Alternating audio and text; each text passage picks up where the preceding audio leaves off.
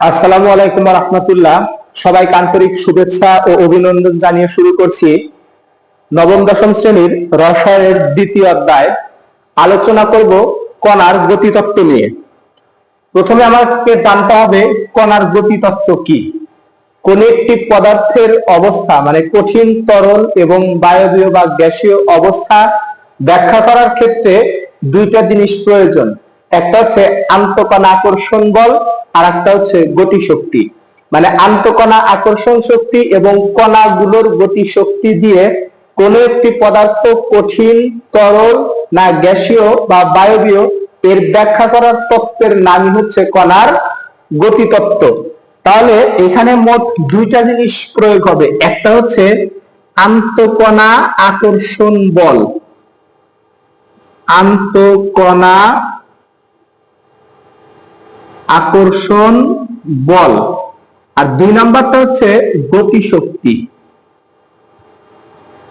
গতিশক্তি এই দুইটা জিনিস দ্বারা কোন একটা পদার্থ কঠিন, তরল নাকি গ্যাসীয় এর ব্যাখ্যা করার তত্ত্বের নামই হচ্ছে কণার গতিতত্ত্ব। প্রথমে আসি কঠিন পদার্থের ক্ষেত্রে। আমরা ধরে নিলাম এই পদার্থটা হচ্ছে কঠিন, কঠিন অবস্থা। তাহলে কঠিন পদার্থের আন্তঃকণা আকর্ষণ বলের মান হচ্ছে সবচেয়ে বেশি, যার কারণে অণুগুলো কাছাকাছি অবস্থান করে। আর যেহেতু এরা একদম কাছাকাছি অবস্থান করে, এই কারণে এদের হচ্ছে গতিশক্তির মানটা কম। মানে একটা আর একটা হচ্ছে বিপরীত। যদি আন্তঃকণা আকর্ষণ বলের মান যদি বাড়ে তাহলে গতিশক্তির মান কমে, আর যদি গতিশক্তির মান যদি বাড়ে তাহলে আন্তঃকণা আকর্ষণ বলের মান কমে। একটা বাড়লে আর একটা কমবে। তাহলে এই যে কঠিন পদার্থ, এই কঠিন পদার্থের আন্তঃকণা আকর্ষণ বলের মানটা বেশি থাকে, যার কারণে এর গতিশক্তির মানটা হচ্ছে কম। এরপরে আছে, আমরা যদি আসি একটু তরল পদার্থের ক্ষেত্রে। তরল, এই তরল পদার্থের ক্ষেত্রে আন্তঃকণা আকর্ষণ বলের মান কঠিন পদার্থের চেয়ে কম, যার কারণে অণুগুলো কঠিন পদার্থের ন্যায় এত কাছাকাছি অবস্থান না করে একটু দূরে দূরে অবস্থান করে, যার কারণে এইটা হচ্ছে কঠিন অবস্থা থেকে তরল অবস্থা রূপান্তর হয়। তরল পদার্থের অণুগুলো কঠিন পদার্থের অণুগুলোর চেয়ে কিছুটা দূরে অবস্থান করে। যেহেতু কিছুটা দূরত্ব অবস্থান করে, এর কারণে গতিশক্তির মানটাও কঠিন পদার্থের গতিশক্তির চেয়ে কিছুটা বেড়ে যায়। তাহলে এই তরল পদার্থের ক্ষেত্রে আমরা বলতে পারি আন্তঃকণা আকর্ষণ বলের মান কঠিন পদার্থের চেয়ে কম, আর গতিশক্তির মান হচ্ছে কঠিন পদার্থের চেয়ে বেশি। এরপরে আসো বায়বীয় বা গ্যাসীয় পদার্থের ক্ষেত্রে। আমরা যদি একটু দেখি, এখানে লিখলাম বায়বীয় পদার্থ। এই পদার্থের ক্ষেত্রে আবার আন্তঃকণা আকর্ষণ বলের মান তরলের চেয়ে কম, যার কারণে অণুগুলো তরল পদার্থের ন্যায় কাছাকাছি না থেকে তরলের চেয়ে আরো বেশি দূরে দূরে অবস্থান করে, যার কারণে এইটার নাম হচ্ছে বায়বীয় অবস্থা। যেহেতু অণুগুলো দূরে দূরে অবস্থান করে, এর কারণে এদের গতিশক্তির মানটা বেশি হয়। মানে অণুগুলোর দূরত্ব যত বাড়বে এদের গতিশক্তির মান তত বাড়বে। আর দূরত্ব যদি বাড়ে তাহলে এখানে আন্তঃকণা আকর্ষণের বলের মানটা কমে যাবে। তাহলে আমরা এখন বলতে পারি এই তিনটা পদার্থের ক্ষেত্রে কঠিন পদার্থের আন্তঃকণা আকর্ষণ বলের মান সবচেয়ে বেশি, আর গতিশক্তির মান সবচেয়ে কম। তরল পদার্থের ক্ষেত্রে আন্তঃকণা আকর্ষণ বলের মান কঠিন পদার্থের চেয়ে কম, আর গতিশক্তির মান কঠিন পদার্থের চেয়ে বেশি।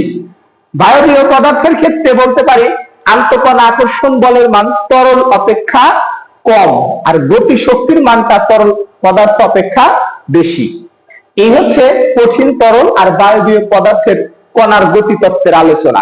এখন প্রশ্ন হচ্ছে, আমরা একটা কঠিন পদার্থকে তাপ দিলে সেই কঠিন পদার্থটা তরলে রূপান্তর হয়, তরল পদার্থকে তাপ দিলে সেটা আবার বাষ্পে রূপান্তর হয়। যেমন আমরা এক টুকরা বরফকে, কঠিন বরফ যেটা মানে কঠিন অবস্থায় থাকে, এই বরফকে আমরা তাপ দিলে সেটা তরল রূপান্তর হয়।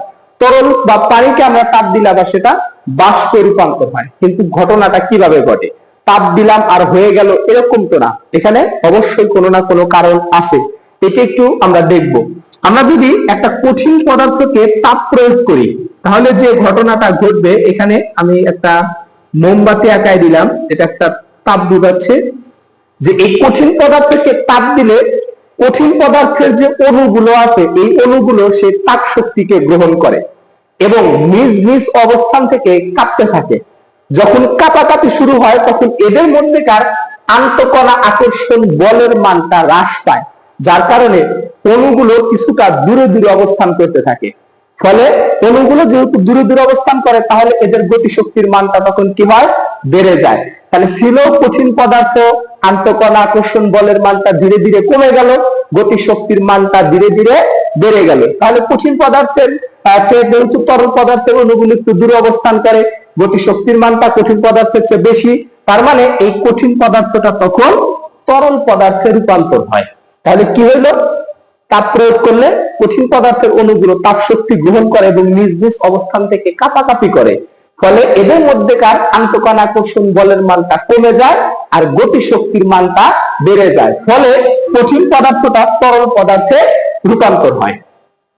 একই প্রসেস যদি আমরা কোনো তরল পদার্থকে তাপ প্রয়োগ করি তাহলে কি ঘটনা ঘটবে, আগেরটার মতোই এই তরল পদার্থের অণুগুলো আগে তাপ শক্তি গ্রহণ করবে এবং নিজ নিজ অবস্থান থেকে কাঁপাকাঁপি করবে। ফলে এই কাঁপাকাঁপি বা কম্পনের ফলে এদের আকর্ষণ বলটা কমে যাবে, ফলে অণুগুলো দূরে দূরে অবস্থান করতে থাকবে।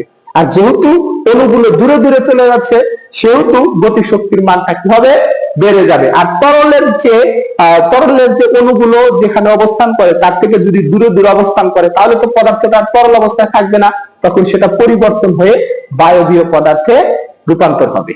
আবার যদি বায়বীয় পদার্থকে তাপ প্রয়োগ করি, যে এখানেও আমি তাপ প্রয়োগ করলাম, তাহলে কি ঘটবে, তাহলে এই গ্যাসীয় অণু বা বায়বীয় অণুগুলো আরো বেশি দূরে দূরে অবস্থান করবে। মানে প্রথমে তাপ শক্তি গ্রহণ করবে, কাঁপাকাঁপি করে এদের আন্তঃকণা আকর্ষণ বলের মানটা হ্রাস করে ফেলবে বা কমিয়ে ফেলবে, আর গতিশক্তির মানটা বৃদ্ধি করে ফেলবে। যার ফলে এখন বায়বীয় অবস্থার অণুগুলো যেখানে অবস্থান করছে তার থেকে আরো বেশি দূরে দূরে অবস্থান করবে। মানে এই হচ্ছে কণার গতিতত্ত্বের আলোচনা। তাহলে অবশ্যই আমরা এই জিনিসগুলোকে খুব সুন্দরভাবে মনে রাখার চেষ্টা করব। রসায়নের দ্বিতীয় অধ্যায়ের অন্যতম গুরুত্বপূর্ণ টপিক হচ্ছে কণার গতিতত্ত্ব। এটাকে 100% খুব ভালোভাবে মুখস্থ রাখতে হবে। এখান থেকে সৃজনশীল কোশ্চেন আসে, কণার গতিতত্ত্বের আলোকে ব্যাখ্যা করতে বলে, তখন কিন্তু খুব সুন্দর করে এই জিনিসটাকে ব্যাখ্যা করতে হবে। আশা করি বুঝতে পেরেছো। তোমাদের মূল্যবান মতামত কমেন্ট করে জানাবে। পরবর্তী ভিডিও দেখার আমন্ত্রণ জানিয়ে এখানে বিদায় নিচ্ছি।